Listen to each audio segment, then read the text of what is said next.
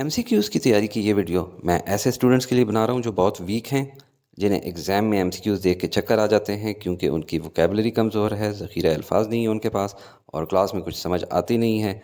घर में कोई इंग्लिश बोलता नहीं है, इंग्लिश फ़िल्म देखने का शौक़ नहीं है, इंग्लिश न्यूज़ कभी सुनी नहीं है। इसलिए अब पेपर में क्या करें? तो आज आपको ट्रिक्स एंड कॉन्सेप्ट दूँगा, समझाऊँगा और आखिर में आप पीडीएफ लिंक से 5 पेजेस डाउनलोड कर लें जो जस्ट बिफोर पेपर आपने जाते हुए देखने होंगे क्योंकि पहला सवाल ही एमसीक्यूज़ का होता है। एमसीक्यूज़ में आपने आंसर्स को फ़ौरन नहीं देखना, बल्कि इनके ऊपर कोई रफ़ पेपर या पेंसिल केस रख देना है ताकि आप आंसर को देख के प्रीमेच्योरली कोई गलत आंसर टिक ना ले लें। पहले क्वेश्चन पे तवज्जो दें। पहला क्वेश्चन हर साल जनरल वोकेबलरी का होता है, लिहाजा अगर कुछ वर्ड्स ना भी समझ आ रहे हों तो पूरा सेंटेंस देख के अंदाज़ा लगाया जा सकता है कि ये कहना क्या चाह रहे हैं। MCQ number 1, the woman sat at a deserted bench staring at the empty space with blank eyes. Infer the correct option from the following. She is enjoying the situation. She is dejected and depressed. There was no other bench in the park. She is fond of nature. अब देखें ये देख किधर रही है। एक तो बैठी हुई है डिजर्टेड जगह पे, गंदी जगह पे, ठीक है, जिस तरह डिजर्टेड हाउस होते हैं ना, छोड़े हुए भूत बंगले जिसमें कोई रहता नहीं है। एम्प्टी स्पेस खिला में देख रही, जैसे छत की तरफ देख रही हो। छत की तरफ हम कब देखते हैं? जब कभी परेशान हो। तो इन्जॉय तो नहीं कर रही, ठीक है। ब्लैंक आइज़ के साथ खाली, जिसके अंदर कोई इमोशन ना हो, ठीक है। तो ये डिजेक्टेड या डिप्रेस्ड वाला ही ऑप्शन ठीक लग रहा है। लेकिन तीसरा देख लेते हैं, there was no other bench in the park. पहले तो हमें ये किसी ने बताया ही नहीं है कि एक ही बेंच है या कितने थे, तो लिहाजा ये भी नहीं हो सकता। She is fond of nature, वो नेचर को थोड़ी देख रही है, वो तो किसी खाली जगह पे देख रही है। लिहाजा आंसर तो यही है, ठीक है। लेकिन देखें कि डिजर्टेड बेंच कैसा होगा, ऐसी जगह पे बंदा कोई खुशी से थोड़ी जा रहा होता है। और ब्लैंक आइज़, जिनके अंदर कोई इमोशन ना हो, खुशी का कोई इजहार ना हो या गमी का। Question number 2, which of the following has a subordinating conjunction? Either he or his friend must go. He finished first, though he began late. Something certainly fell in, for I heard a splash. Her worked He worked hard but could not get through the test. Conjunctions क्या होते हैं? ये होते हैं they join words, phrases and clauses, ठीक है। छोटे से छोटे लफ्ज़ होते हैं जो कि दो क्लॉजेज या वर्ड्स, फ्रेजेस को जॉइन करते हैं। इसकी 3 टाइप्स हैं: कोऑर्डिनेटिंग कंजंक्शन, कोरिलेटिव कंजंक्शन और subordinating conjunction. Coordinating conjunction basically 7 होते हैं, जिसको हम फैन वॉइस से याद रख सकते हैं, यानी कि फॉर, नॉर, एंड, बट, और, येट, सो, ठीक है। ये सिमिलर वर्ड्स को जॉइन करते हैं, जैसे you can hear monkeys and parrots, इसने नाउन्स को जॉइन किया। यू कैन यू सिंग और डांस, ये वर्ब्स को जॉइन कर रहे हैं। कोरिलेटिव कंजंक्शन, दो का रिलेशन जो कि पेयर में हो, आइदर और, नाइदर नॉर। तो एक जगह आइदर मैंने देखा था, लेकिन ये इन्होंने सबऑर्डिनेटिंग कंजंक्शन पूछा है, कोरिलेटिव नहीं पूछा। कोरिलेटिव पूछते तो ये जवाब होता। सबऑर्डिनेटिंग कंजंक्शन, ठीक है, जॉइंस सबऑर्डिनेट क्लॉज। सबऑर्डिनेट जिस तरह एक होती है क्लॉज जो कि इंडिपेंडेंट होती है, जैसे पेरेंट इंडिपेंडेंट होता है, एक होता है डिपेंडेंट, बच्चा डिपेंडेंट होता है। तो डिपेंडेंट क्लॉज को इंडिपेंडेंट क्लॉज के साथ जोड़ने के लिए कंजंक्शन चाहिए होती है, और उसको सबऑर्डिनेटिंग कंजंक्शन इसलिए कहते हैं क्योंकि वो सबऑर्डिनेट को जॉइन कर रही होती है, और ये अक्सर कोई ना कोई रीज़न भी बता रही होती है कि क्या वजह है। It is funny because it is true. We will stay in the car, कब तक ठहरेंगे? अनटिल, वजह बता रहे हैं, द हेल स्टॉप्स। तो ये तो वैसे ही नहीं था, इसमें भी कोई वजह नहीं बताई गई। इसमें है something certainly fail in, for, क्योंकि वजह है आई हर्ड अ स्प्लैश। तो बेसिकली यही इसका आंसर है। आपने मज़ीद एनिमेटेड प्रैक्टिस करनी है तो डिस्क्रिप्शन में लिंक दे रहा हूँ। Question number 3, standing at the gate he was stung by a honey bee. The underlined word is, ये बहुत इंपॉर्टेंट है। ये इसकी 4 ऑप्शन है: past participle, verbal noun, participle adjective, present participle. तो आप देखें लफ्ज़ पार्टिसिपल कहाँ से निकला है? वर्ड पार्टिसिपेट से, यानी एक ऐसा वर्ब जो कि वर्ब के तौर पे नहीं बल्कि एडजेक्टिव के तौर पे काम करे, उसे पार्टिसिपल कहते हैं। पार्टिसिपेट कर रहा है किसी और काम के लिए। सेंटेंस में एक रियल वर्ब भी मौजूद होगा। इसकी फर्दर 2 टाइप्स हैं। प्रेजेंट पार्टिसिपल है, पहले सारों को मैं खोल लेता हूँ, ठीक है, और पास्ट पार्टिसिपल, ठीक है। प्रेजेंट पार्टिसिपल की पहचान ये है कि इसके अंदर चूंकि एन लगा हुआ है, लिहाजा आपने जब भी कभी कोई पूछे प्रेजेंट पार्टिसिपल है तो आपने देखें एन, यानी इन, एन की साउंड है, यानी आईएनजी है। जब भी कभी कोई वर्ब आईएनजी के साथ आएगा तो वो प्रेजेंट पार्टिसिपल होगा, और लेकिन चूंकि वो काम वर्ब का नहीं करेगा, वो किस चीज़ का काम करेगा, एडजेक्टिव का, यानी हमें नाउन के बारे में बताएगा। इसकी मिसाल देखें, I really like this dancing doll. असल में वर्ब के तौर पे तो ये आ रहा है, लाइक कर रहे हैं। ये जो डांस का वर्ब है ये हमें इस नाउन डॉल के बारे में बता रहा है, और इसके अंदर आईएनजी लगा हुआ है, लिहाजा प्रेजेंट पार्टिसिपल है ये। He jumped from a running train. दो वर्ब हैं, रनिंग भी वर्ब है, जंप भी वर्ब है, लेकिन ये प्रॉपर वर्ब है और ये आईएनजी के साथ आया है, और ये हमें ट्रेन यानी नाउन के बारे में बता रहा है, तो ये एडजेक्टिव है, लिहाजा इसको कहेंगे प्रेजेंट पार्टिसिपल। इसी से मिलती जुलती एक चीज़ होती है जिसको कहते हैं जिरोंड। जिरोंड के अंदर भी आईएनजी होता है, लेकिन फ़र्क यह है कि जब ये जो आईएनजी के साथ चीज़ जिरोंड होती है वो नाउन का किरदार अदा कर रही होती है, होती ये भी वर्ब है। ठीक है, जब वर्ब आईएनजी के साथ आए और एडजेक्टिव बन जाए, यानी नाउन के बारे में हमें बताए, तो वो क्या चीज़ होगी, वो प्रेजेंट पार्टिसिपल होगी। लेकिन वही वर्ब जब आईएनजी के साथ आए और बताते खुद नाउन बन जाए तो उसको जेरोंड कहते हैं। इसीलिए आप लोग जेरोंड के साथ यूँ नाउन लिख लें ताकि आपको जहन में रहे कि जेरोंड नाउन का काम करता है। पास्ट पार्टिसिपल वो भी वर्ब है जो कि एडजेक्टिव का काम करेगा, ठीक है, लेकिन इसमें एन की देखें, पास्ट में कोई लफ्ज़ एन नहीं है, जिस तरह प्रेजेंट में एन था तो उसको हम लोगों ने आईएनजी साथ में लगाया था। पास्ट में एन नहीं है, एन की साउंड नहीं है, तो ये थर्ड फॉर्म ऑफ वर्ब आपको याद करने का बता रहा हूँ। ठीक है, थर्ड फॉर्म ऑफ वर्ब के तौर पे आएगा और काम क्या करेगा, वही एडजेक्टिव वाला हमें नाउन के बारे में बताएगा। The broken glass cut my foot. ठीक है, ब्रोकन ग्लास में देखें, ब्रोकन ये है पास्ट पार्टिसिपल, क्योंकि ये हमें नाउन के बारे में बता रहा है, जबकि एक और वर्ब मौजूद है, कट। इसी तरह इस सेंटेंस में देखें, the burnt toast. Toast noun है, बर्न्ट एडजेक्टिव है, लेकिन बर्न, बर्न्ट, बर्न्ट ये बेसिकली वर्ब से बना हुआ है। तो ये जब वर्ब कोई कन्वर्टेड फॉर्म में हमें नाउन के बारे में बताए तो वो क्या होता है, पास्ट पार्टिसिपल, और टेस्टेड दूसरा वर्ब है। एक जस्ट कॉमन कभी आपको लिखा हुआ लफ्ज़ आ जाए कि पार्टिसिपल एडजेक्टिव्स, तो वो क्या चीज़ होती है, जो भी वर्ब यूज़ हो एडजेक्टिव्स के तौर पे इन प्रेजेंट पार्टिसिपल या पास्ट पार्टिसिपल, उसे कहते हैं पार्टिसिपल एडजेक्टिव। जिस तरह यहाँ पे हमने देखे ब्रोकन, बर्न्ड, रनिंग और डांसिंग। तो हमारा आंसर है प्रेजेंट पार्टिसिपल, क्योंकि ये स्टैंडिंग जो है ये बतौर क्या यूज़ हो रहा है, एडजेक्टिव के। Standing at the gate, gate के बारे में बता रहे हैं कि गेट के पास खड़ा हुए। तो हमारा आंसर प्रेजेंट पार्टिसिपल है। अब अगले एमसीक्यू पे जाने से पहले थोड़ा सा इस कॉन्सेप्ट को ज़्यादा क्लियरली समझ लेते हैं। देखिए, वर्बल फ्रेजेस 3 टाइप्स की होती हैं। उनमें वर्ब के तौर पे नहीं, किसी और काम के लिए यूज़ होता है। देखें, वर्ब, नाउन, एडजेक्टिव, एडवर्ब, ये 4 फेमस पार्ट्स ऑफ स्पीच हैं। वर्ब जब नाउन के तौर पे आएगा तो उसे जेरूंड कहेंगे। इसीलिए याद करने के लिए हमने एन से नाउन लिखा है। जबकि एडजेक्टिव के लिए जब वर्ब यूज़ होगा तो उसको पार्टिसिपल कहते हैं। इसकी फर्दर 2 टाइप्स हैं, प्रेजेंट पार्टिसिपल और पास्ट पार्टिसिपल। और जब नाउन, वर्ब या एडजेक्टिव किसी काम के लिए भी यूज़ हो रहा हो वर्ब, तो उसे कहते हैं इन्फिनिट्स, क्योंकि इन्फिनिट्स लातादाद कामों के लिए इस्तेमाल होना शुरू हो गया है। वर्ब जब नाउन होता है तो उसमें आईएनजी होता है। वर्ब जब एडजेक्टिव होगा और उसके अंदर आईएनजी हो तो वो प्रेजेंट पार्टिसिपल होगा। वर्ब जब एडजेक्टिव हो और उसके अंदर आईएनजी ना हो, एन की साइन ना हो, आवाज़ ना हो, जिस तरह पास्ट के लफ्ज़ में एन की आवाज़ नहीं है, तो वो थर्ड फॉर्म में यूज़ होगा और वो एडजेक्टिव होगा। और जब इन्फिनेटिव होगा तो वर्ब से पहले टू लगेगा। एक एग्जांपल देख लेते हैं जेरूंड की, playing football is fun. Playing यहाँ पे बतौर नाउन के आ रहे हैं, सब्जेक्ट है। प्रेजेंट पार्टिसिपल की मिसाल, I really like dancing doll, ये नॉर्मल वर्ब है, जबकि ये वाला वर्ब बतौर एडजेक्टिव यूज़ हो रहा है क्योंकि हमें नाउन के बारे में बता रहा है। पास्ट पार्टिसिपल वो वर्ब जो एडजेक्टिव के तौर पे यूज़ हो और हमें नाउन के बारे में बताया, जैसे बर्न टोस्ट, लेकिन थर्ड फॉर्म यूज़ हो रही है, तो ये पास्ट पार्टिसिपल है। Infinitives, to give, to run, to wait.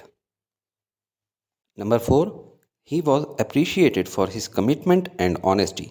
The underlined word is, 4 option हैं, proper noun, abstract noun, collective noun और कॉमन नाउन।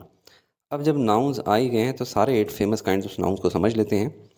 नाउन्स क्या होते हैं, जो कि पीपल, प्लेसेस और थिंग्स उनके लिए यूज हो। कॉमन नाउन जो कि बिल्कुल जनरल वर्ड, जो अंडरलाइन चीज़ है आपने देखना है कि बाद में पूरा पूरा आपको देखने की ज़रूरत नहीं होगी अपने नोट्स में भी, जो सिर्फ अंडरलाइन है उसी को समझ लें।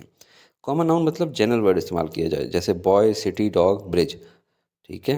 और प्रॉपर नाउन जो कि प्रॉपर नेम इस्तेमाल किया जाए, जैसे मेरा नाम स्टडी विद मी, आपका अली, सादिया, लाहौर टोयोटा और लंदन ब्रिज। अब ये देखें, लंदन ब्रिज प्रॉपर नाउन है, जबकि सिर्फ ब्रिज बोला जाए तो कॉमन नाउन है। एब्स्ट्रैक्ट नाउन, जो चीज़ें जिनको आप देख ना सकें या वो ख्यालाती चीज़ हों, जैसे आइडिया, ब्रेवरी, जॉय, डिटर्मिनेशन। तो यहाँ से हमें पता लग गया, देखिए ये कमिटमेंट भी जो है ये क्या है, एब्स्ट्रैक्ट नाउन, क्योंकि ये एक आइडिया है, ये एक जज्बात हैं, तो ये एब्स्ट्रैक्ट नाउन है। लेकिन बाकी देखते हैं कंक्रीट नाउन। कंक्रीट बेसिकली सख्त जो सीमेंट होता है उसको कहते हैं, ज़्यादा वो चीज़ें जिनको आप टच कर सकते हैं, ट्री, हैमर, कंप्यूटर। फिर आ जाए कलेक्टिव नाउन्स, कलेक्शन यानी ग्रुप्स, जैसे कि team of players, pack of wolves, pack of cards या herd of sheeps. Compound nouns, जैसे कि हम लोगों ने सेंटेंसेस के अंदर पढ़ा हुआ है कि सिंपल नाउन, कंपाउंड नाउन दो से मिलके बनता है या दो से ज़्यादा से, तो made up of more than one word, जैसे court martial, pick pocket, water bottle. Countable nouns और इनकाउंटेबल नाउन्स या नॉन काउंटेबल नाउन्स।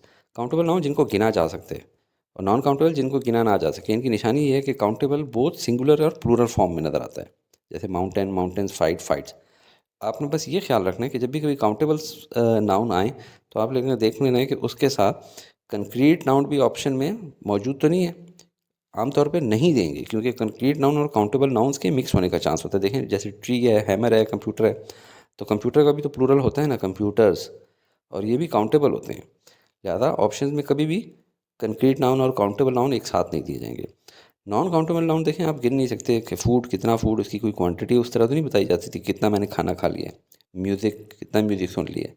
वाटर, कितना पानी पी लिया है, ठीक है, कोई कतरे थोड़ी गिन सकते हैं। तो ये एब्स्ट्रैक्ट नाउन है, commitment. 5. The boy enrolled himself in the first batch of training. The underlined word is, options हैं emphatic noun, reflexive noun, personal pronoun, indefinite pronoun. देखिए ये वाले सवाल हर साल आ रहे हैं बोर्ड में। तो टोटल 9 टाइप्स के प्रोनाउंस हैं।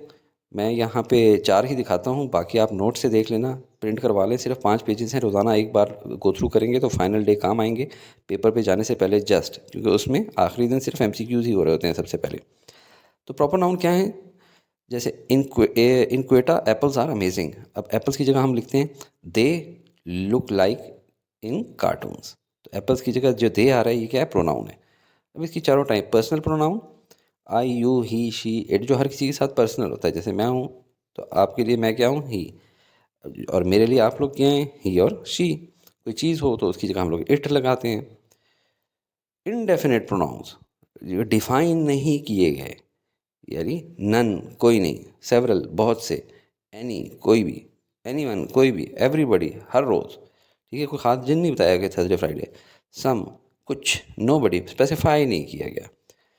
रिफ्लेक्सिव प्रोनाउंस और एम्फेटिक प्रोनाउंस, ये वाला सवाल हर साल आता है इन दोनों में, और ये काफ़ी कंफ्यूजिंग है बच्चों के लिए। तो अब देखें, मैंने रिफ्लेक्सिव के एफ़ को हाईलाइट किया हुआ है और एम्फेटिक के PH को फ को हाईलाइट किया है, क्योंकि इन दोनों से फे की आवाज़ निकल रही है। और इन दोनों के जो ऑप्शंस हैं वो यही होते हैं, it self, him self, my self, और यहाँ पे भी it self, him self, my self और देम सेल्व्स बिल्कुल एक जैसे हैं। तो फ़र्क क्या है, जो रिफ्लेक्सिव है वो रिफ्लेक्ट करता है अपने इनिशियल नाम की तरफ, अपने नाउन की तरफ निशानदेही करता है। Sidra does not trust her self, अपने बारे में बात कर रही है। जबकि इम्फेटिक लफ्ज़ ही निकला है एम्फेसाइज से, ठीक है, ज़ोर देने पे। तो इसके अंदर she will attend the reception drinks her self, यानी किसी और ने नहीं करनी, इसने करनी है। The queen her self attended the party. You will your self cook the food, जोर दिया जा रहा है अपने ऊपर। जबकि इसमें देखें सिजरा does not trust herself, इसमें जोर दे के नहीं कहा जा रहा, ठीक है, क्योंकि अपने बारे में ट्रस्ट नहीं कर सकती और किसी और के भी ऊपर भी हो सकता है ना करती है। यहाँ पे कहा जा रहा है कि खुद ही करनी है रिसेप्शन ड्रेस, यहाँ कहा जा रहा है क्वीन ने खुद ही अटेंड करना है। एक निशानी और यहाँ पे अक्सर फ्यूचर या पास्ट टेंस यूज़ हो रहा होता है, फ्यूचर टेंस ज़्यादा वाले क्वेश्चन यूज़ हो रहे थे, विल जिसमें आ रहा होता है। और दूसरी निशानी ये है कि आम चांस ये है कि नाउन के फ़ौरन बाद आ रहा हो। Number 6, Which one of the following sentences has an adverb of frequency used in it? I am truly impressed by his effort. He is never hesitant to take part in such a venture. He likes less sugar in tea. He was blamed for his this negligence. देखिए total 9 types of adverbs हैं जो कि first year के level पे आते हैं. मैं सारे आपको दिखा देता हूँ. एडवर्ब्स ऑफ मैनर यानी किस तरीके से आदाब बताए जा रहे हैं कि how an action is performed quickly, slowly, carefully. Adverbs of place, ये जो अंडरलाइन वर्ड मैंने किए हुए हैं ये बाकायदा सिर्फ इसको आप आखिरी दिन देखेंगे तो आपको याद आ जाएगा. एडवर्ब्स ऑफ प्लेस लोकेशन के बारे में कि here, there, everywhere. Adverbs of time कि कब किया गया, now, then, later. Adverbs of frequency, how often, always, often, rarely, weekly, never. Adverbs of degree कि किस डिग्री, किस ज़ोर से, किस इंटेंसिटी से किया जा रहा है. ठीक है ना. कि action of an adjective, every, sorry, very, extremely, quite. ठीक है ना. Very quickly. ठीक है ना. Extremely fast. इस तरह.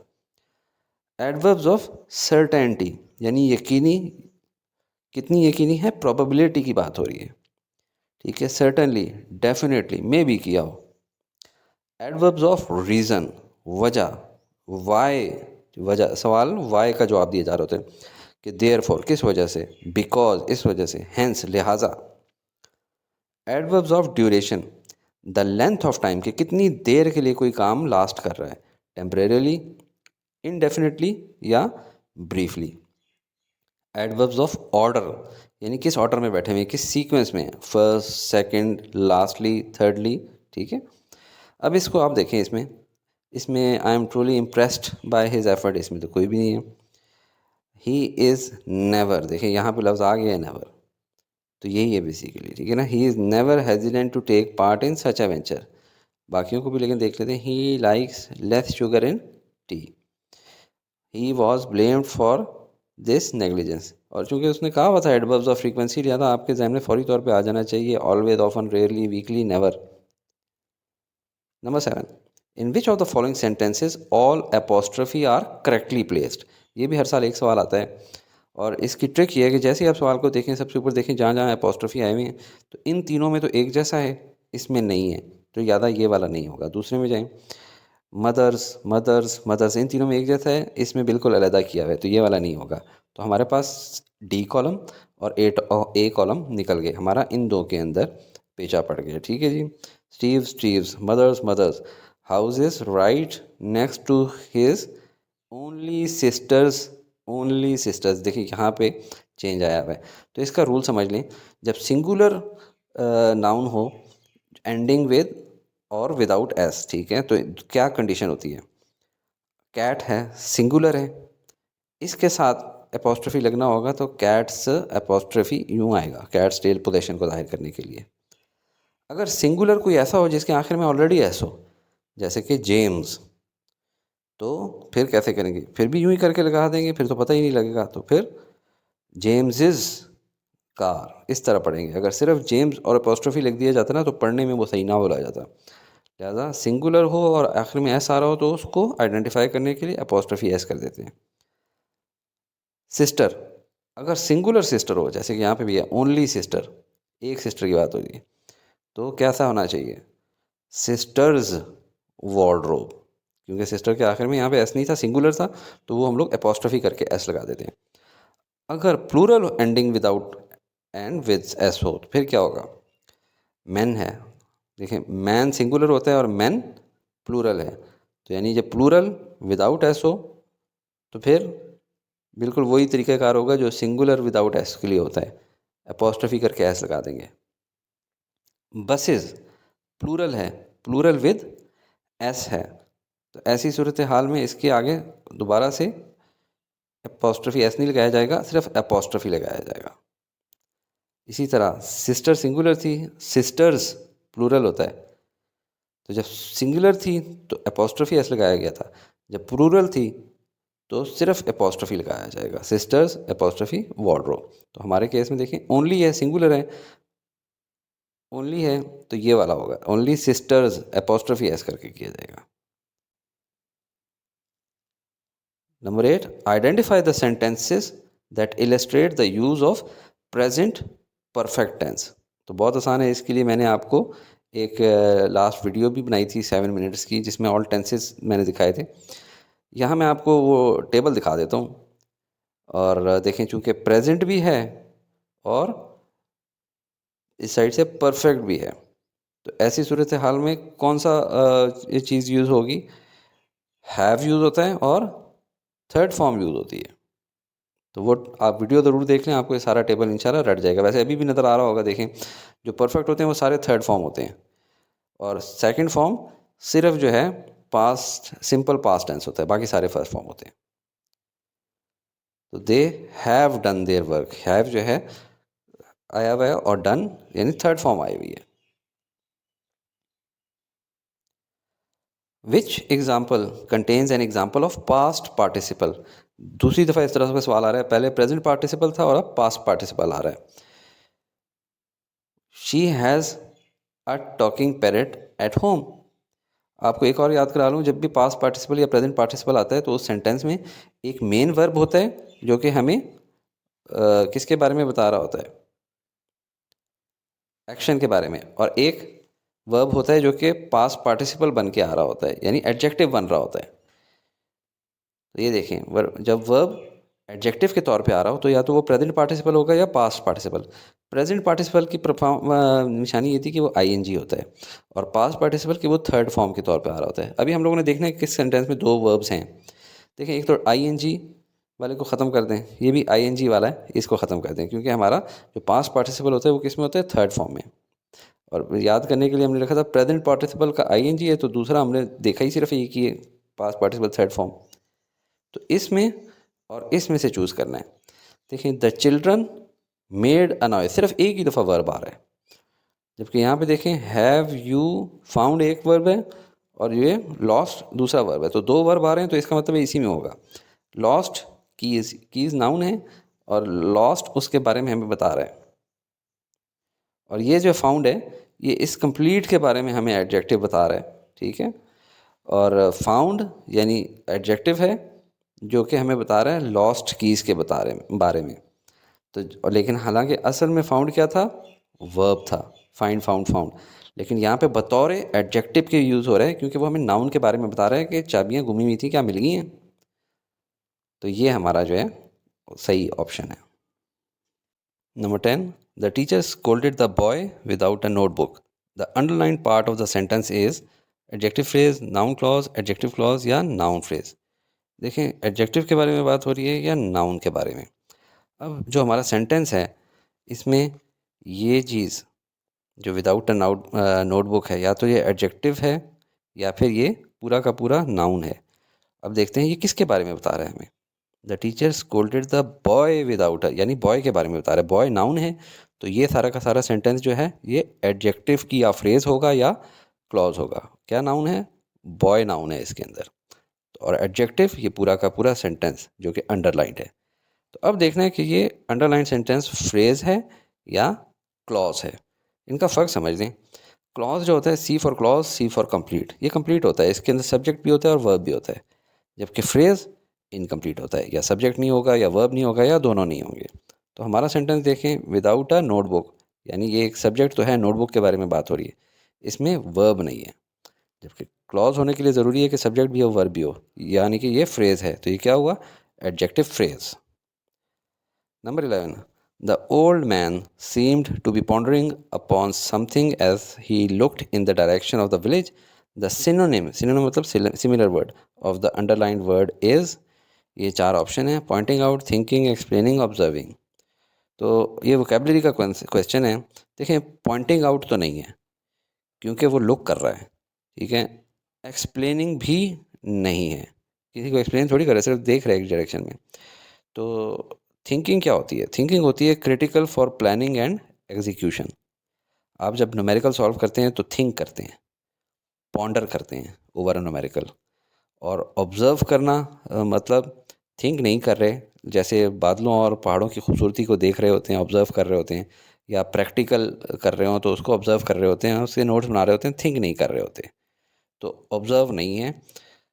और ये चूँकि हमें सिनोनिम चाहिए, तो पॉन्डरिंग का सिनोनिम थिंकिंग होगा, जैसे कि ये बाबा देख रहे हैं बाहर किसी गांव की तरफ, तो ये थिंक कर रहे हैं, पॉन्डर कर रहे हैं, ठीक है। और इसके कुछ और जुमले देख लेते हैं। He pondered the question before he answered, पहले सोचा उसके बारे में। The team pondered their chances of success. We pondered whether we could afford the trip. तो थिंकिंग ही इसका आंसर है। Number 12, it was the most distressing experience to see the child in such a condition. Which of the following option conveys the opposite meaning of the to the word underlined above? Shocking, awkward, pleasant या painful? अब देखें, बच्चे के बारे में बात हो रही है कि छोटा बच्चा होगा और वो डिस्ट्रेसिंग एक्सपीरियंस है उसको, उसकी हालत को देखना, कंडीशन, यार उसकी कंडीशन बुरी है, उसकी कंडीशन ठीक नहीं है। नॉर्मली ऐसा ही जुमला बोला जाता होता है, यानी डिस्ट्रेसिंग कोई बुरी कंडीशन होगी। तो ये अगर बच्चे की कोई बुरी कंडीशन है तो उसको देख के माँ की क्या हालत हो जाती होगी? डिस्ट्रेसिंग, डिस्ट्रेस्ड होगी, टेंशन में होगी, स्ट्रेस में होगी। तो हमें चाहिए इसका ऑपोजिट वर्ड। तो इसका ऑपोजिट अगर बच्चा ठीक होता तो वो क्या होता? माँ प्लीज्ड होती, तो ये प्लेजेंट एक्सपीरियंस होता। Number 13, driving in a foggy weather is always a challenging task. The underline part of the sentence is gerund phrase, participle phrase, noun clause या नाउन फ्रेज। इस तरह के जो एमसीक्यूज होते हैं ये मोस्ट डिफ़िकल्ट होते हैं। अच्छा, अब इसके अंदर देखें, ज़्यादा चांस है कि फ्रेज़ वाली ऑप्शन होगी, क्योंकि 3 ऑप्शंस फ्रेज़ के हैं, जेन्युइन फ्रेज़, पार्टिसिपल फ्रेज़ और नाउन फ्रेज़। तो पहले इसको देख लेते हैं कि क्लॉज होती क्या है। क्लॉज देखें, C for clause, C for complete होती है। उसमें सब्जेक्ट और वर्ब दोनों होते हैं। जैसे द डॉग बार्क्स, बार्क इसमें वर्ब है और डॉग इसमें सब्जेक्ट है। इस अंडरलाइन जुमले में ड्राइविंग तो है वर्ब, मगर सब्जेक्ट या ऑब्जेक्ट नहीं है, लिहाजा क्लॉज तो नहीं है, जैसा कि हमने देखते ही गैस किया था। जबकि फ्रेज़ इनकम्प्लीट होती है, उसमें लाजमी नहीं है कि दोनों हों। तब देखते हैं जरून फ्रेज़। जरून जो है वो ऐसा वर्ब होता है जो नाउन के तौर पे एक्ट करता है और उसकी निशानी आईएनजी है। लिहाजा अगर ये अंडरलाइन वर्ड जरून फ्रेज़ हो तो मतलब नाउन के तौर पे यूज़ होगा, और इसकी एक निशानी ये है कि बाकी वर्ड्स जैसे कि यहाँ इन अ फॉगी वेदर गायब भी कर दें तो फ़र्क नहीं पड़ेगा। तो यही ऑप्शन है। पार्टिसिपल फ्रेज़ के लिए क्यों नहीं है? क्योंकि पार्टिसिपल में वर्ब पार्टिसिपेट करता है एज एन एडजेक्टिव, यानी उसका काम होता है नाउन के बारे में बताना। जैसा कि इस एग्ज़ाम्पल में द वुमन नाउन है और underline word smiling and waving उसका एडजेक्टिव है। और नाउन फ्रेज़ तब होती अगर नाउन बज़ाते ख़ुद उसमें यूज़ हो रहा होता, वर्ब से कन्वर्ट होकर नाउन के तौर पे एक्टिंग ना कर रहा होता। जैसा कि द डॉग विथ फ्लीज़ में डॉग विथ फ्लीज़ नाउन फ्रेज़ है, जिसमें नाउन डॉग हेड कर रहा है फ्रेज़ को।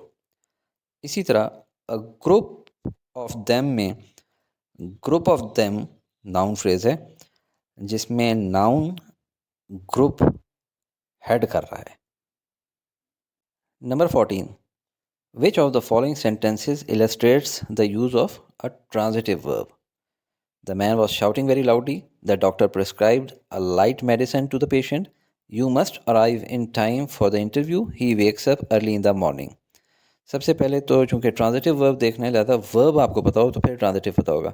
वर्ब ए में क्या है? शाउटिंग, बी में प्रिस्क्राइब्ड, सी में अराइव, डी में वेक्स अप। अब आपको पता होना चाहिए कि डिफरेंट ये ट्रांजिटिव वर्ब, इनट्रांजिटिव वर्ब वगैरह ये होते क्या हैं। देखें, सबसे पहले तो एक्शन वर्ब। एक्शन वर्ब जो किसी एक्शन को बताए, एक्टिविटी को बताए, जैसे अली ईट्स, ईट्स एक्टिविटी बता रहा है कि खा रहा है।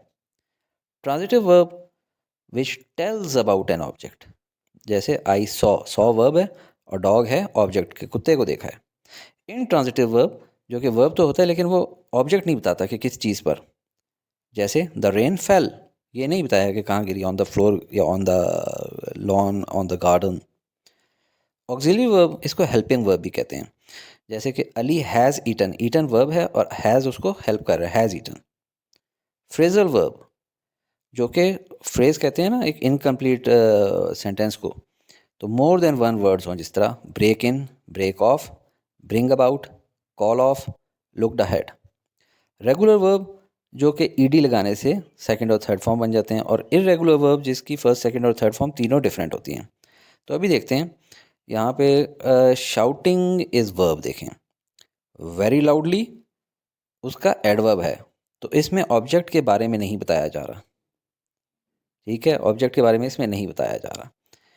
The doctor prescribed a light medicine to the patient, इसमें प्रिस्क्राइब्ड जो है वो वर्ब है और पेशेंट जो है वो ऑब्जेक्ट है। तो यही वर्ब हमें टेल कर रहा है कि ऑब्जेक्ट है पेशेंट। ठीक है ना, प्रिस्क्राइब्ड वर्ब है और ये हमें टेल कर रहा है, किसको प्रिस्क्राइब कर रहा है, ऑब्जेक्ट को, पेशेंट को। तो यही हमारा आंसर है। अराइव जो है ये इंट्रांजिटिव वर्ब है, ये इंटरव्यू पे पहुंचने का एक्शन कह रहा है, ऑब्जेक्ट नहीं यूज़ हो रहा है इसमें। वेक्स अप जो है वो फ्रेजल वर्ब है, ठीक है, क्योंकि मोर देन वन वर्ड्स हैं इसमें। Number 15, if he works really hard he will definitely achieve his target. The underline part of this sentence is, चार ऑप्शंस खोल ली, एडवर्ब फ्रेज, नाउन फ्रेज और एडवर्ब क्लॉज। फ्रेज दो दफ़ा आ रहा है, क्लॉज दो दफ़ा आ रहा है, लिहाजा वो तुक्का इस टाइम पे नहीं लग सकता कि कम से कम एक को कैंसिल आउट कर दें। अब देखें, क्लॉजेज जो है ना वो कंप्लीट होती हैं, बोथ सब्जेक्ट और वर्ब उसमें होते हैं, और फ्रेजेज जो हैं वो इनकम्प्लीट होती हैं। दोनों होना इसमें लाजमी नहीं, या वर्ब होगा या सब्जेक्ट होगा या दोनों भी ना हो। क्वेश्चन के अंडरलाइन जुमले में ही सब्जेक्ट है और वर्क्स वर्ब है, लिहाजा क्लॉज हुई, ठीक है, क्योंकि कंप्लीट है। तो फ्रेज वाले जो जो ऑप्शन हैं वो ख़त्म हो गए। और क्लॉजेज देखें जी, वो कंप्लीट होती हैं और अक्सर सवालों के जवाब भी देती हैं, जैसे व्हाट और whom, when, why, how. Question में how will he achieve his target, जवाब क्या है, इफ़ ही वर्क्स हार्ड। तो ये एडवर्ब क्लॉज हुई, क्योंकि वर्ब यानी एक्शन के बारे में बता रही है कि ये एक्शन कैसे अचीव होगा, जबकि नाउन क्लॉज जो है वो नाउन के बारे में जवाब देती है कि किस पर्सन ने किया, किस थिंग से किया, किस प्लेस पे किया, यानी हु डिड इट, ठीक है, who by whom it was done, ठीक है। ये ज़्यादा नाउन क्लॉज नहीं है, ये एडवर्ब क्लॉज है। Question 16, nature a mother kind alike to all still grants her bliss at labor's earnest call. These lines contain an example of simile, personification, imagery या metaphor. देखें, ये सब पोइटिक डिवाइसेस हैं जिस पे मैं ऑलरेडी एक एनिमेटेड वीडियो बना चुका हूँ, लिंक डिस्क्रिप्शन में है। सिर्फ इन 4 को हल्का सा दिखाता हूँ। सिमिली और मेटाफोर साथ साथ ही पढ़े जाते हैं। सिमिली में किसी चीज़ की सिमिलैरिटी बताई जाती है, जैसे my daughter is like a doll, यानी डॉल जैसी है। इसकी निशानी होती है सेंटेंस में लाइक और एज, जैसे he was as quiet as a mouse, she swam like a fish. Metaphor जब हम चीज़ का कंपैरिजन नहीं बल्कि कह देते हैं कि ये डॉल ही है, मेरी बेटी डॉल है, ठीक है, जैसे Ali is a walking dictionary, time is money, और इसकी निशानी है इसमें इज़ होता है। इमेजरी कहते हैं कि वो अल्फाज जो आपके जहन में कोई खाका बना दें और आप किसी स्पेसिफिक सेंस, यानी sense of seeing, sense of touching, smelling वगैरह के बारे में सोचें। और पर्सोनिफिकेशन, पर्सन्स यानी ह्यूमंस की प्रॉपर्टी को नॉन ह्यूमंस पे लगाना, जैसे leaves danced their way through the lawn, leaves dance तो नहीं कर सकते, ये तो ह्यूमंस करते होते हैं। तो यहाँ पे इस क्वेश्चन में मदर नेचर की बात करी जा रही है कि दैट गिव्स अ प्लेस, जिस तरह माँ की रहमत होती है ना, माँ की जो ठंडी छाँव होती है, वो nature mother kind alike to all still grants her bliss, तो ये पर्सोनिफिकेशन है। Number 17, in the sequence of the plot of a play, यानी ड्रामे की बात हो रही है, a sudden descent from higher to lower chiefly use for the purpose of satire और ridicule is called antithesis, anticlimax, hyperbole और climax.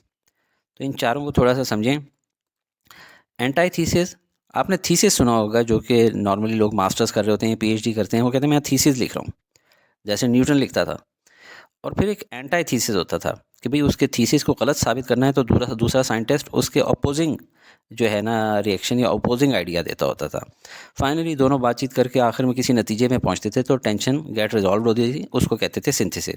तो antithesis is an opposite of thesis, यानी न्यू आइडिया का opposite oppositive reaction. Anticlimax देखना है तो आपको climax भी पता होना चाहिए, तो पहले क्लाइमैक्स देखेंगे। लेकिन ये याद रखें, एक एंटाइथेसिस की आपको पुरानी मिसाल दिखा दूं। To err is human, to forgive is divine, यानी इंसान गलती करता है और नेचर यानी अल्लाह ताला जो है माफ़ फरमा देते हैं। एंटी क्लाइमैक्स और क्लाइमैक्स की बात हो रही थी, तो ये आप डायग्राम याद करें, ये पूरी एक प्ले के बारे में डायग्राम होती है कि जब ड्रामा ओपन होता है शुरू में एक्सपोजिशन होती है, कैरेक्टर्स के बारे में बताया जा रहा होता है। एक आध दो एपिसोड बड़ी बोरिंग होती हैं क्योंकि कैरेक्टर्स नहीं समझ आ रहे होते। फिर राइजिंग एक्शन, लड़ाइयाँ शुरू हो जाती हैं, जो लड़का लड़की मोहब्बत कर रहे होते हैं उनके दरमियान में कॉन्फ्लिक्ट्स पैदा हो रहे होते हैं। फिर करते करते आखिर में क्लाइमैक्स आने लगता है, जब सारी गलतफहमियाँ दूर हो जाती हैं तो लड़का लड़की आपस में नॉर्मली ड्रामे मैं वो मिसाल दे रहा हूँ जो आपको समझ आ जाए कि मिलने वाले होते हैं, हमें हैप्पी एंडिंग नज़र आ रही होती है। तो ये कहते हैं एक पॉइंट जिसमें सबको खुशी हो रही है, तो ये क्लाइमैक्स आ रहा होता है, ठीक है, ड्रामा अपने पीक पे होता है। लेकिन अगर वो पीक किसी वजह से ख़राब हो जाए, मिसाल के तौर पे लड़का मर जाए या लड़की मर जाए या अब्बा के ख़ानदान में कोई गड़बड़ हो जाए, तो इसको कह देते होते हैं एंटी क्लाइमैक्स, यानी क्लाइमैक्स अचीव नहीं हो पाया, ठीक है। और चूंकि ये दो फॉलोइंग एक्शन यानी कि जब उसके बाद इवेंट्स आफ्टर क्लाइमैक्स और रेजोल्यूशन आखिर में जब हैप्पी एंडिंग करा के शादियाँ वगैरह कराई जा रही होती हैं। फिर है जी एक इसमें हाइपरबोल। आपने को मैंने समझाया था एग्जांपल से कि सुपरमैन आपने देखा था ना, सुपरमैन एक कैरेक्टर था जो कि चला था कार्टून्स में क्योंकि एग्जैजरेटेड कैरेक्टर था। हाइपरमैन के भी कार्टून आए थे लेकिन वो चल नहीं पाए थे क्योंकि वो बहुत ज़्यादा एक्स्ट्रा जो है ना एग्जैजरेशन थी, तो बहुत ज़्यादा छोड़ी गई थी। तो हाइपर बोल यानी बोलने में बहुत ज़्यादा छोड़ के बोलना, ठीक है, लंबी लंबी छोड़ना।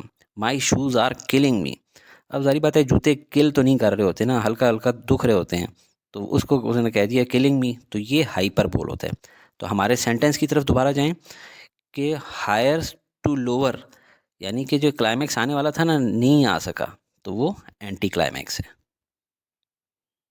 18. You must try to sort out the source which is the real cause of this trouble. This is an example of simple sentence, compound complex sentence या कॉम्प्लेक्स सेंटेंस। इन चारों को ही समझ लेते हैं। सबसे पहले सिंपल सेंटेंस, इसमें सिर्फ एक ही इंडिपेंडेंट क्लॉज होती है, इसलिए मैंने एक आई लिख दिया है। जैसे जुमला है the snow melted quickly in the sunshine, ये कंप्लीट थॉट दे रही है, कंप्लीट जुमला है। स्नो इसके अंदर जो है वो सब्जेक्ट है और मेल्टेड जो है उसका वर्ब है। कंपाउंड सेंटेंस जिसमें कम से कम दो इंडिपेंडेंट क्लॉजेज हों, दो आई मैंने लिख दिए हैं, और इनके बीच में एक कंजम्पशन हो, जिस तरह सेमी कॉलन। जैसे नीचे एक जुमला मैं पढ़ लेता हूँ, द कार इज़ अनरिलायबल, ये एक मुकम्मल जुमला है। It never starts in the rain, the car never starts in the rain, तो ये दोनों दो मुकम्मल जुमले हैं, दो मुकम्मल थॉट्स दे रहे हैं, ठीक है। कॉम्प्लेक्स सेंटेंस जो होता है ये सबसे ट्रिकी होता है, इसमें एक कम से कम इंडिपेंडेंट होती है क्लॉज और एटलीस्ट एक डिपेंडेंट क्लॉज होती है, और बीच में सबऑर्डिनेटिंग कंजंक्शन होता है। अब इन तीनों की मिसाल इस तरह समझ लें, जिस तरह पेरेंट्स में अगर फादर वर्किंग हैं, वो ख़ुद तनख्वाह कमा रहे हैं तो वो इंडिपेंडेंट हैं, अगर वालदा भी वर्किंग वूमन है तो वो भी इंडिपेंडेंट अलहदा ज़िंदगी गुजार सकती हैं। कंपाउंड, जिस तरह केमिस्ट्री में हमने पढ़ा है कि दो चीज़ें मिलकर एक कंपाउंड बनाती होती हैं मॉलिक्यूल के अंदर, तो वो दोनों इकट्ठे भी रह सकते हैं। दो पेरेंट्स इंडिपेंडेंटली जो हैं वो अलहदा तो रह सकते हैं लेकिन इकट्ठे भी रह सकते हैं। इसी तरह दो जो क्लॉजेज़ हैं वो इकट्ठी भी रह सकती हैं, ठीक है, बशर्ते कि उनके बीच में एक कंजंक्शन लगा हो। अगर कॉम्प्लेक्स की तरफ आएँ तो इंडिपेंडेंट के साथ जो डिपेंडेंट होगा, मिसाल के तौर पे खुदा न खास्ता पेरेंट्स में से एक फौत हो जाए तो एक इंडिपेंडेंट के लिए बच्चा संभालना मुश्किल हो जाता है, तो सबऑर्डिनेटिंग कंजंक्शन बीच में लगता है, बच्चे को हाथ पकड़ के चलाना पड़ता है। ये मिसाल सिर्फ देने के लिए, ठीक है। अब इस जुमले के देख लें, no one answered when he called the house. अब ये नो वन आंसर्ड एक मुकम्मल थॉट दे रहा है, लिहाजा ये एक इंडिपेंडेंट क्लॉज है। ही कॉल्ड द हाउस ये एक मुकम्मल थॉट नहीं दे रहा, ठीक है। तो और ये व्हेन इसके अंदर सबऑर्डिनेटिंग कंजंक्शन है। It was no secret that he was lazy, it was no secret ये एक मुकम्मल थॉट है, ये एक इंडिपेंडेंट क्लॉज है। ही वॉज लेज़ी ये एक मुकम्मल जुमला नहीं दे रहा। दैट ये जो है सबऑर्डिनेटिंग कंजंक्शन है। और फाइनली कंपाउंड कॉम्प्लेक्स, यानी कंपाउंड में दो इंडिपेंडेंट थे और कॉम्प्लेक्स में एक साथ में क्या आ गया था, डिपेंडेंट क्लॉज। तो कंपाउंड कॉम्प्लेक्स में दोनों कंपाउंड के दोनों इंडिपेंडेंट और साथ एक ये कॉम्प्लेक्स के अंदर एक डिपेंडेंट आ गया। तो जुमला देख लेते हैं, when the drought comes the reservoirs dry up and residents know that water restrictions will be in effect. कि जब कहत आता है तो पानी के ज़ख़ीरे खुश्क हो जाते हैं और जो रेजिडेंट्स होते हैं उनको पता होता है कि अभी पानी के ऊपर सख्ती लगा दी जाएगी। तो व्हेन द ड्रॉट कम्स, ये एक नामुकम्मल जुमला है, ठीक है, तो इसीलिए डिपेंडेंट क्लॉज है। बाकी दोनों द रिजर्वायर्स ड्राई अप यानी पानी के ज़ख़ीरे खुश्क हो जाते हैं, ये एक जुमला है अच्छा खूबसूरत। और ये आखिरी भी एक पूरा इंडिपेंडेंट क्लॉज है। इसी तरह Ali wanted to drive to work but he couldn't until her car was repaired. तो इसमें भी आपको नजर आ रहा है इंडिपेंडेंट, इंडिपेंडेंट और डिपेंडेंट। हम अगर अपने सेंटेंस की तरफ देखें तो सेंटेंस का आपने जब भी ये देखना है तो इसको आपने सीधा करके लिख लेना है स्ट्रेट लाइन में, इससे चीज़ क्लियर हो जाती है। इसमें 2 क्लॉजेज हैं, लिहाजा कंपाउंड कॉम्प्लेक्स तो नहीं है, ठीक है। पहले क्लॉज में यू सब्जेक्ट है और ट्राई वर्ब है, लिहाजा इंडिपेंडेंट क्लॉज है पहली वाली, ये वाला था। दूसरी क्लॉज में कॉज वर्ब है, सब्जेक्ट नहीं है इसमें, और ये एक इंडिपेंडेंट जुमला नहीं बना रहा, ये डिपेंडेंट क्लॉज बन रही है। लिहाजा कॉम्प्लेक्स सेंटेंस की सिचुएशन बनती नज़र आ रही है। और इसमें जो विच है ये सबऑर्डिनेटिंग कंजंक्शन है, लिहाजा हमारी जो पूरी ये जुमला हमें गिवन है क्वेश्चन में, ये क्या है, कॉम्प्लेक्स सेंटेंस है। 19. Identifying the sentence implying the transitional device of reason. He performed brilliantly, therefore he got the first prize. He did not know where to go from that point. It is a project which needs a lot of resources. If he does not mend his ways, he will lose his job. तो सबसे पहले तो आप समझ लें transitional devices होती क्या हैं। ट्रांजिशनल डिवाइसेस वो होती हैं जो कि लिंक करती हैं दो सेंटेंसेस को या पैराग्राफ्स को, ताकि वो स्मूथली ट्रांजिशन हो, कोई एब्रप्ट जंप्स जुमलों के बीच में महसूस ना हो रही हों। और इसकी जो एग्जांपल्स हैं वो ये आपके सामने हैं। जो ट्रांजिशनल डिवाइस ऑफ एम्फेसिस जो ज़ोर डालने के लिए होती है, एडिशन जो एडिशन को दिखाए, कंट्रास्ट होती है, ऑर्डर होती है सीक्वेंस के लिए, कंपैरिजन के लिए, कंडीशन जिस तरह इफ़ वगैरह हैं, रीज़न वजह बताई जा रही होती है। तो अभी हम अपने क्वेश्चन में गिवन जो चारों पार्ट्स हैं उनको देखते हैं। पहले पार्ट को देखें, इसमें जो जुमला दोनों को कंबाइन कर रहा है वो है, वर्ड जो कंबाइन कर रहा है दोनों जुमलों को वो है देयरफॉर। और ये देयरफॉर वजह बता रहा है कि he got the first prize. क्यों, वजह क्या थी, बिकॉज ही परफॉर्म्ड ब्रिलियंटली, ठीक है। इसने क्यों ब्रिलियंटली परफॉर्म किया, he got the first prize, तो वजह बताई जा रही है, रीज़न। तो यही हमारा आंसर है। बाकी जो सेकंड पार्ट है इसके अंदर आप देखें, he did not know where to go from that point. तो ये फ्रॉम जो है कि कहाँ से कहाँ जा रहा है, ये ऑर्डर बता रहा है, सीक्वेंस बता रहा है बेसिकली। तो ये ट्रांजिशनल डिवाइस ऑफ ऑर्डर है। नेक्स्ट जो it is a project which needs a lot of resources, इसके अंदर कोई भी नहीं है।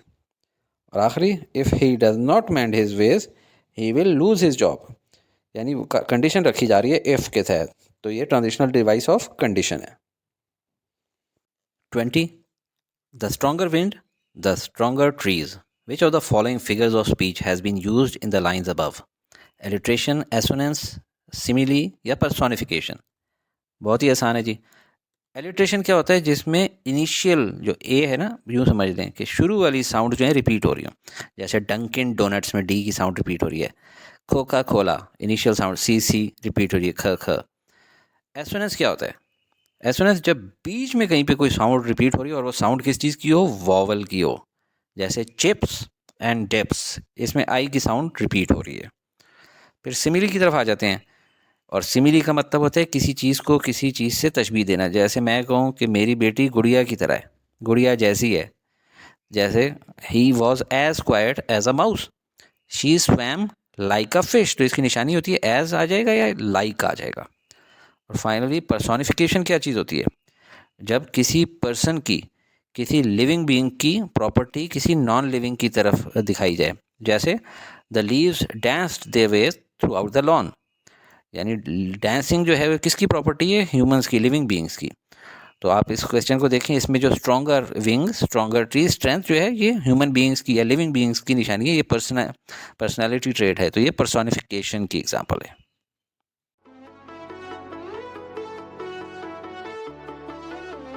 Study with me, a learning experience.